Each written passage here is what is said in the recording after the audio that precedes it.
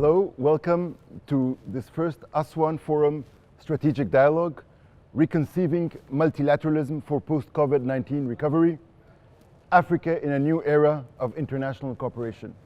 My name is Ahmed Abdellatif. I'm the Executive Director of the Aswan Forum.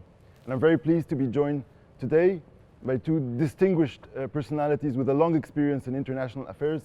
His Excellency Mr. Amr Moussa, a member of the African Union Panel of the Wise, a former Minister of Foreign Affairs of Egypt, and a former Secretary General of the League of Arab States. His Excellency Mr. Antonio Patriota, Brazil's Ambassador to Egypt and former Minister of Foreign Affairs of Brazil. Welcome to this first Aswan Forum Strategic Dialogue. The objective of the Aswan Forum Strategic Dialogue, which is a new feature for the second edition of the Aswan Forum, is to bring together eminent personalities with a distinguished record in international affairs to reflect on the changing global landscape and the challenges and opportunities it brings for Africa, and to have a thought-provoking discussion on how can Africa strengthen its engagement also with the rest of the world. As you all know, we are meeting in the context of a global pandemic, and it has been highlighted that this brings exceptional challenges to international cooperation. His Excellency President Abdel Fattah el-Sisi, in his message to the Aswan Forum yesterday, highlighted how the pandemic and the response to it have shown the limitations of global governance in addressing interdependent and overlapping new threats and challenges. This has also been highlighted in the messages of a number of other African heads of state. Internationally, also, we have seen that the response to the pandemic has brought to the fore questions about inequality in international affairs, social contracts, social cohesions, trust in international and national institutions in their responses to the crisis. The Secretary General of the United Nations has called for a global new social contract and a global new deal to overcome the crisis and to rebuild forward better. So this is the backdrop of our discussion today, and we'll start with His Excellency Mr. Amr Moussa. Excellency, how do you see the response of the global governance system to the pandemic and the response to it, and how it can be strengthened and reinvigorated to address such challenges? Thank you very much, Ambassador Abdellatif. I wish to start by thanking Foreign Minister Shukri for the invitation addressed to me to participate in this second edition of the Aswan Forum, being the chairman of the advisory board, and also congratulate you for the successful convening and good arrangement, excellent arrangements that have been very clear yesterday. In fact, it was a very important inaugural session, and the messages or the speeches of several African leaders showed the way towards a future, a different future of Africa, and all of them from all corners of the continent have stressed the common work vis-a-vis the challenges of pandemics and other, like climate change and other challenges. Your question concentrates on how the African countries, African Union, African community deal with the global challenges. In fact, the global system or the multilateral system seem to have been shocked by the pandemic attack, the global challenge as presented by the pandemic. And in the initial months, the UN seemed to be unable to act or to react. But later on, led by the Secretary General, when he called Secretary General Guterres, when he called for ceasefire, halt, please, let us sit and see what we are going to do with this unprecedented attack. This was the first initiative and the first high voice, loud voice, coming from the United Nations dealing with the corona. or as they call it, COVID-19. But the Security Council failed to live up to that challenge. So the Security Council, in my opinion, and the opinion of so many around the world, diplomats and politicians and observers, that the Security Council couldn't act and lead the collective work, the United Nations, into a firm stand and a common one vis-a-vis that challenge. That is the Security Council. And of course, the General Assembly was the same. The General Assembly also did not really convene to discuss that and discuss the situation and perhaps request the Security Council to act or to show leadership, both of them. For the duration of 2020, by the way, it's only recently that the Security Council took the lead, and we should acknowledge and say thank you to the United Kingdom, because it is under their chairmanship, their presidency of the Council, several initiatives on the issues of pandemic and climate change and resolutions were adopted on the fair distribution of the vaccination. Those are important issues, new important issues. The Secretary General, again, of the United Nations, again, led the way by raising the issue of redefinition of the challenges to international peace and security. He said earlier, very early on, and no response from the Council, Security Council, and no response from the General Assembly, but he was very clear, talking about the necessity to redefine the real challenges to the peace and security in the world. To add, he suggested that the pandemics and the attack of pandemics should be considered as one of the main challenges. Later on, he added climate change and, of course, the issue of the uncontrolled increase in the population of the world. Those are three issues that the Security Council should take seriously and the General Assembly should take seriously. Now we come to the African Union. This is a situation that has to be adopted by all regional organizations. I believe, and I believe that so many around the world do believe, that the African Union is the most successful regional organization. A lot of initiatives, a lot of action and reaction and committees and bodies, etc. So the African Peace and Security Council should follow suit and in fact should act as a partner of the Security Council of the United Nations in leading the world those new avenues and meeting those new challenges. We shouldn't, on the other hand, the African Union and the African continent should not only wait for the leadership of the Security Council. We in the African Union could assume the leadership in several areas in our problem with and stand against the new challenges. So, as we have seen from the conclusions of the first edition of the Aswan Forum, the conclusions talked about or stressed points pertaining to the armed conflicts, of the of the actions of the African Union forces, etc. And I must see this opportunity to read them in sequence. The conflict, the points that were stressed by the first session: the conflict prevention, the post-conflict reconstruction and development, women empowerment,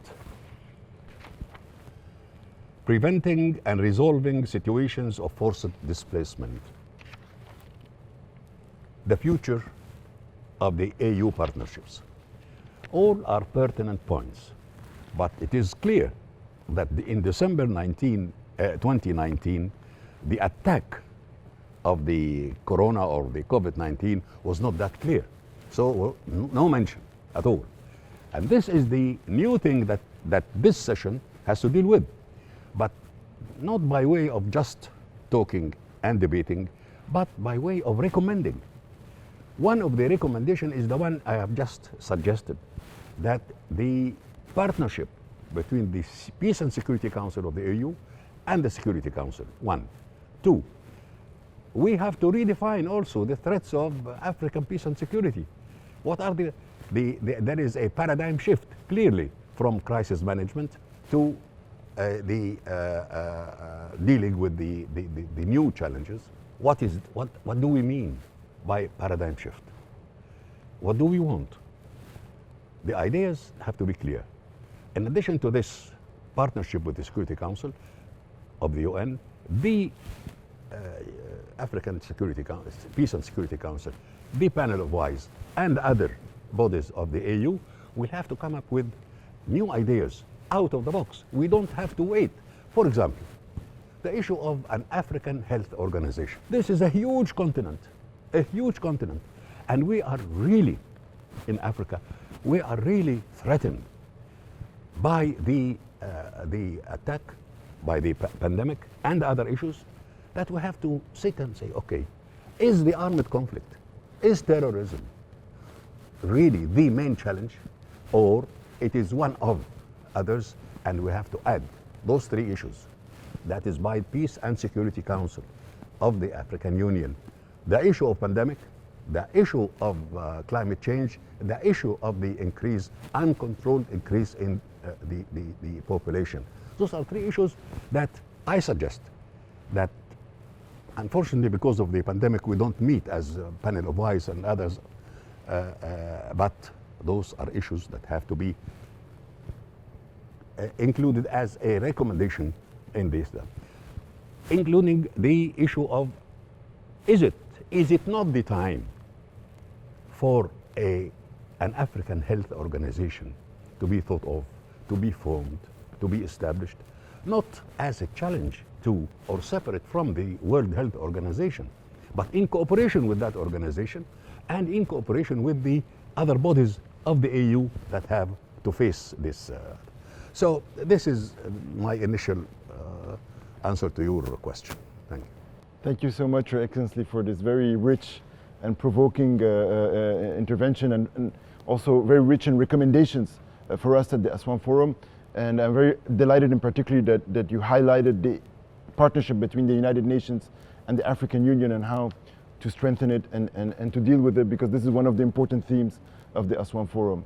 Thank you. Excellency Antonio Patriota, you are also you're a veteran multilateralist, also working most of your life with dealing with multilateralism, in particular the United Nations. His Excellency Amr Moussa highlighted some of the shortcomings that mentioned, also some of the actions taken. There has been also calls for, in response, for more networked multilateralism. What are your thoughts in light of this global discussion and also the intervention by His Excellency Mr. Amr Moussa? Well, thank you very much, Ahmed, and it's an honor and a pleasure for me to participate for the second time as well in the Aswan Forum. I thank Minister Samia Shoukry for inviting me, and I'm delighted to be part of this panel with my friend and mentor, the wise man, the experienced man, Amr Moussa. Indeed, I have devoted much of my career to multilateralism, but I'd like to think of myself also as a friend of Africa, and it's in that capacity that I take part wholeheartedly in this debate. Congratulating you for an excellent beginning yesterday with a very thought-provoking inaugural session. Well, there's no doubt that multilateralism is under stress, and Mr. Amr Moussa was referring to the Secretary General, Antonio Guterres. He has mentioned 4 apocalyptic threats to international cooperation, starting with the growing tension among the great powers, climate change, growing inequality within and among states, as well as the dark side of technological innovation, its impact on privacy, its impact on weapon systems that may even in the future become actioned without human interference. This is truly a daunting challenge. But to these already pre-existing challenges the pandemic brings an entirely new dimension. I think, first of all, in the public health sector and in terms of economic and social development. Africa has been comparatively spared when it comes to the public health dimension of the crisis. If you consider that Africa has 16% of the world population, only about 3% of the coronavirus contaminations have taken place in the continent. But this is no cause for celebration, because as we know, Africa has 31 least developed countries, and it has vulnerabilities in terms of access to medical care, and now it is also experiencing difficulty in access to vaccines. So I believe that no country, no region can single-handedly deal with the dimension of the public health and economic crisis we are facing, and that in itself is an incentive for a renewed, reinvigorated multilateralism, more networked, as you mentioned.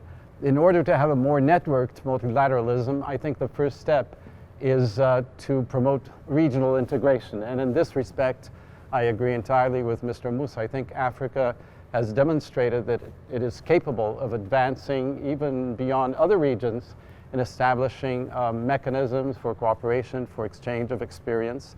Public health is maybe a new challenge, but building upon the successes in other areas, I think Africa can do very well. It is now establishing a continental free trade area, and these are all prerequisites for better networking. But where I would point to the importance of the moment we are facing today, and in light of the stress that multilateralism is facing, I think the united voice of Africa can be of extreme importance in preserving the established mechanisms and frameworks that we have to the degree that they are worth preserving. And in the public health sphere, we have World Health Organization, currently under the guidance and leadership of a distinguished African, Dr. Tedros, denouncing the inequities in the system and the discrimination, especially against developing countries, and trying to reform wherever reform can introduce improvements. I believe that in order to do that, Africa has to participate more visibly in international governance structures. There are no permanent members from Africa or Latin America, for that matter, in the Security Council composition, as we know. The African voice needs to be better heard also in the international financial institutions. The good news is that a growing number of prominent Africans are leading many of these institutions. We have now an African female heading the World Trade Organization, a distinguished African from Senegal at the head of the IFC, a distinguished Egyptian at the head of UNODC, Deputy UN Secretary General from Nigeria as well. So building upon these successes, I can see a future where Africa will not be resigned to a diminished role in shaping a reinvigorated, more networked, and hopefully more efficient multilateralism. Thank you, Ambassador. If we could just have a follow-up comment on an intervention by Mr. Moussa on the role of the Security Council. Is the Security Council the most appropriate body to take up some of these challenges in your view, or do we have too much expectations on it given its limitations? Well, I would say that the Security Council certainly has a role to play to the extent that those furthest behind, and we are very familiar with the expression that comes from the 2030 Agenda on Sustainable Development, leaving no one behind, those who are most penalized in any situation of public health crisis, economic crisis, are refugees and the victims of conflict and civil wars. And we know that, unfortunately, in Africa, there's still an inordinate number of those challenges to be confronted. So to the extent that the Secretary General is calling for a ceasefire, and the Security Council can help to establish, let's say, more humane, more conducive conditions for those in need to receive assistance, I think the Security Council indeed should be called upon to act. At the same time, I would respectfully submit that perhaps the remedies that the Security Council can bring to the discussion are not the most appropriate necessarily for confronting a public health and an economic crisis. The Security Council authorizes peacekeeping operations. It is also the primary body for authorizing coercive action, be it sanctions or military interventions. None of those will help us to confront a pandemic or help us rebuild better.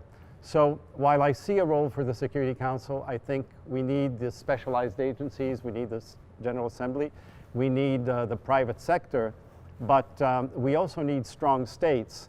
And I think this is a very important message that emerged from the first Aswan Forum, that when you're trying to deal with global challenges, a strong, efficient state, of course, through a process of improved governance that I think is a challenge for all of us and should be a continuing one, will be better placed to reap the best possible outcomes of international cooperation.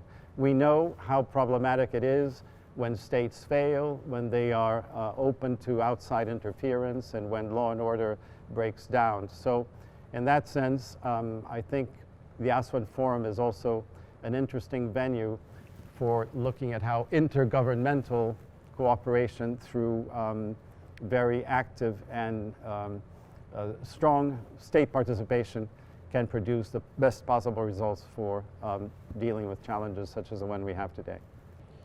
Thank you very much, Ambassador.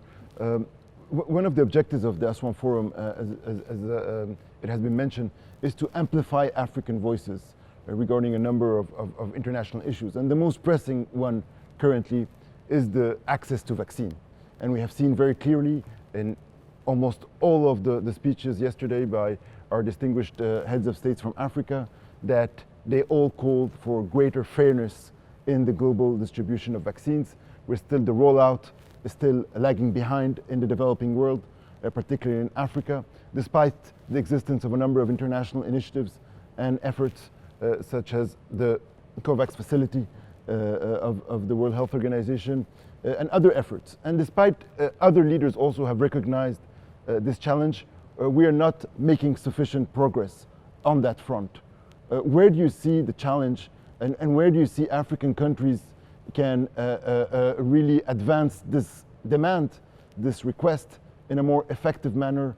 Or is it through, again, international organizations, through more public-private partnerships, through focus, as His Excellency Amr Moussa has said, on creating regional health organizations that can play a leading role in that? If I could turn back again to you, Your Excellency, Mr. Amr Moussa.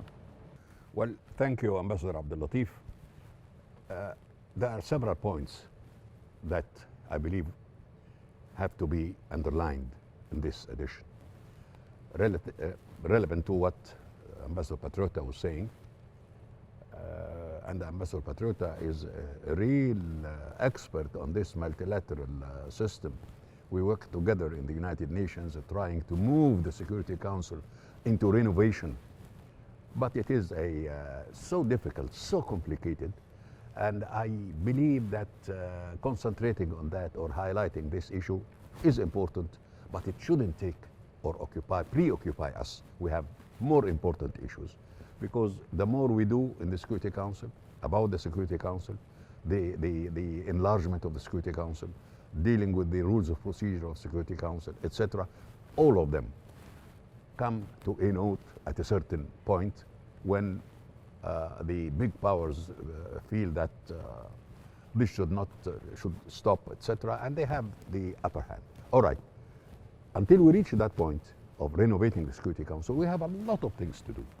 One of them is to elevate in Africa, to elevate the Peace and Security Council into a really relevant council, Security Council, not only on African affairs, but on international affairs also. Bearing in mind what three of us believe, that the pandemic is a serious threat to peace and security. Therefore, an operation of redefinition of what the Peace and Security Council is doing is important. It has to start now rather than tomorrow, because the debate about globalization, about multilateralism, about redefinitions, about the future of the specialized agencies of the United Nations that are the real success story. The real success story of the United Nations is the specialized agencies. All of them have done very well, but recently they were attacked, and the WHO, its initial reaction to the pandemic was under attack, came under attack from the United States and others. They have done all what they could, but still renovating, reconsidering the job of specialized agencies and what to do in a new world that has to deal with new challenges. For example, the climate change, it is dealt with in a conference, an international conference. Only recently the Security Council came to discuss that and adopt a resolution about it. We have to do the same. Climate change is a serious threat to Africa. As I suggested African HO, I do suggest that we have to meet in a pan-African conference on the issue of climate change. Together with the certification and so many other things in the same field of that pan-African conference. We have to come up with that. We have to live up to the challenge. Don't wait for the Security Council of the United Nations. In cooperation with it, we shouldn't ignore it, but we shouldn't wait for its leadership. We have to assume our leadership of the problems facing Africa. So I don't see any initiative coming out. And I'm suggesting, others would suggest, and come up with a package of initiatives to deal with Africa in the 21st century. We talk about partnership, about ownership, about all the expressions that all of us know. They led nowhere. So let us be practical. We have to reconsider the way we are dealing with issues, especially the new issues. That's one. But I also, I have to, and we have to underline that when we talk about Africa or about the world, it is not only states. It is the civil society, the international civil society, the African civil society. The civil society is playing an important role. So it is Africa, it is the government, the states, the civil society, the private sector, the people. Those are new forces that have to be taken into account and highlighted. That when we talk, and I believe there is something about that in your briefings. It is, we talk about state and the people, state and the civil society, state and the private sector. So the state has a role, no question about that. We cannot ignore it, we cannot work without it. But this is the 21st century. It's not only the minister of X or Y or Z that will tell us what to do. He has to listen to what the people are saying, the population are saying. The Arabic, الناس بتقول إيه. This is so important today, and Africa has to pay attention to that element. Thank you, Excellency, and actually we share a lot of the priorities you have mentioned, and in this first Aswan, in the second edition of the Aswan Forum, we're having a special session on climate change. It was not the case in the first edition of the Aswan Forum, so we're trying to actually advance some of the priorities you have mentioned, and also having a youth dialogue in the Aswan Forum that will provide also recommendations and contributions, because as you say, it is not only the responsibilities of governments to respond to the current crisis. I turn to you now, Ambassador Patriota, along the same lines of the question raised. And also, if I could, you mentioned you're a friend of Africa also, but your country, Brazil, over the past 20 years has strengthened its cooperation with Africa, opened embassies in many African countries, has also a strong bilateral cooperation with many African countries. Should these recalibration of priorities also impact, the engagement of a country like yours with Africa and the priorities of its engagement with the continent? Yes, I think today everyone recognizes the extraordinary potential of Africa due to its material and human resources, its youthful population. I'm very happy to hear that Aswan Forum has now a special dialogue among the young, because it's a very young continent and of course destined for important things. So Brazil, of course, feels very close to Africa for historic reasons. We're the country with the largest diaspora of Africans in the world. And today I'm proud to say we are the Latin American country with the largest number of embassies in Africa. We have diversified our presence in the continent. And although we're still in a learning curve to some degree, because this is a complex region, I believe we have a better grip on what the challenges and the opportunities are. So we'd like to work more closely. I see scope for also enhancing our dialogue through the multilateral system, which is something that we have done for a long time. Egypt is, of course, extremely engaged in the multilateral system, and I'd like to refer to the fact that Egypt has assumed now the chairmanship of the Peace Building Commission. Ambassador Moussa was giving a lot of importance to the Security Council, but I think we should not neglect the role of this comparatively new forum, of which I had the honor of presiding some years ago in 2014, because it already tries to implement something that the Aswan Forum has been highlighting, which is the continuum between peace and development, and the emphasis on prevention.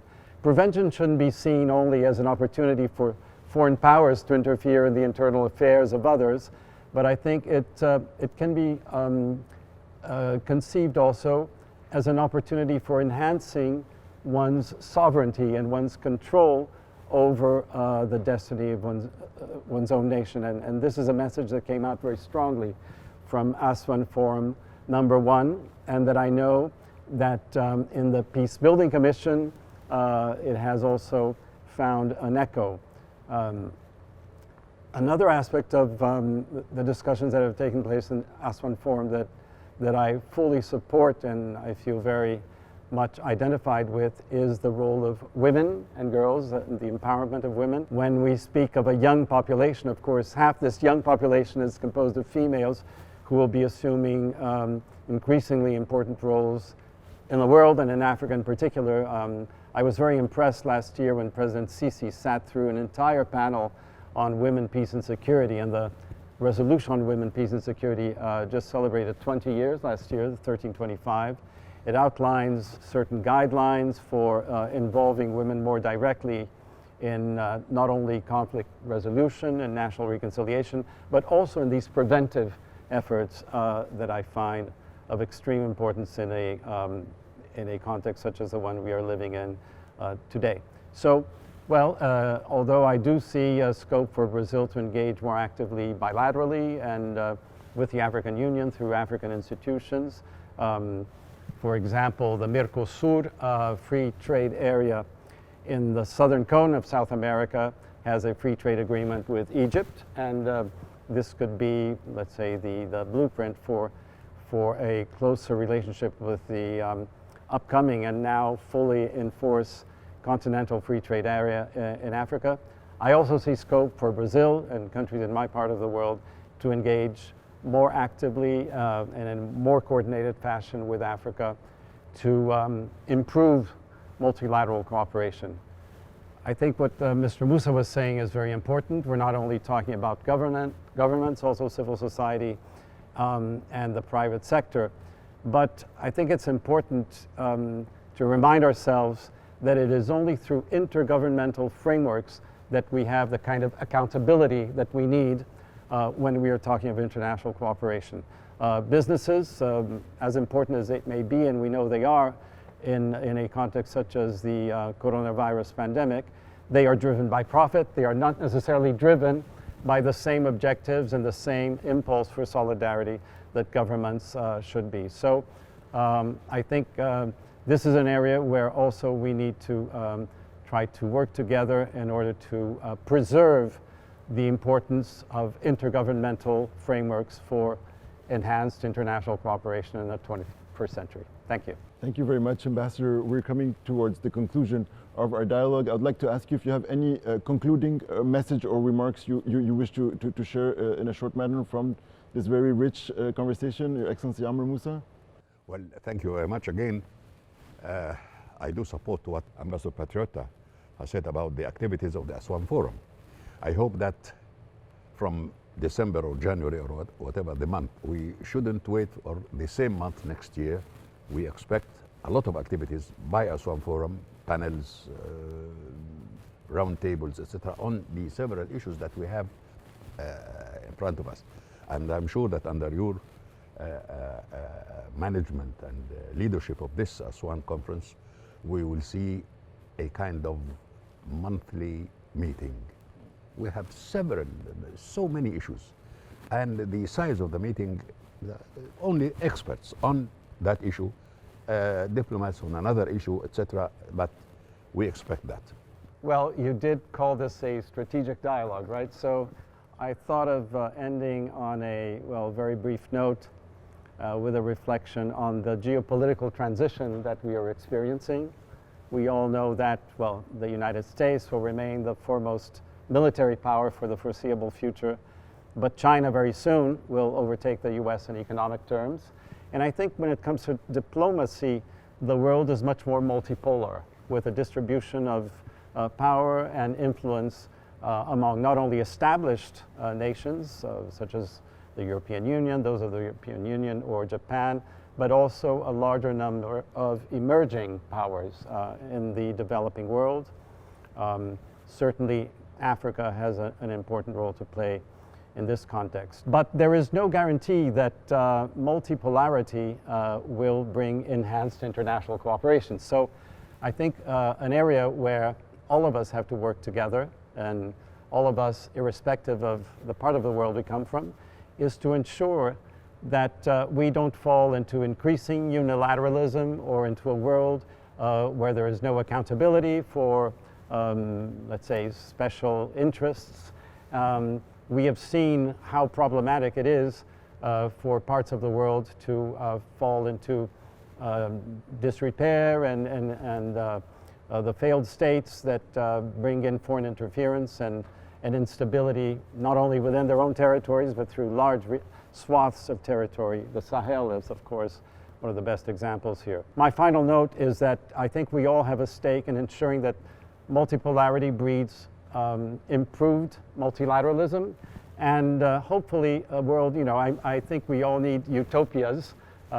Very often I read or I hear that, oh, we are in a world that is dystopic, where no one has a vision for the future. But one vision for the future that I think we could have is a multipolar world that is post-hegemonic, where we cooperate internationally across regions and to enhance the frameworks that we have for improving the lives of our societies without falling into big power tensions or rivalries for hegemonic control of resources or nations or the future of different parts of the world. So this is my final thought: a post-hegemonic, multipolar world of enhanced cooperation. Thank you. Thank you very much, Ambassador. Thank you very much, Your Excellencies.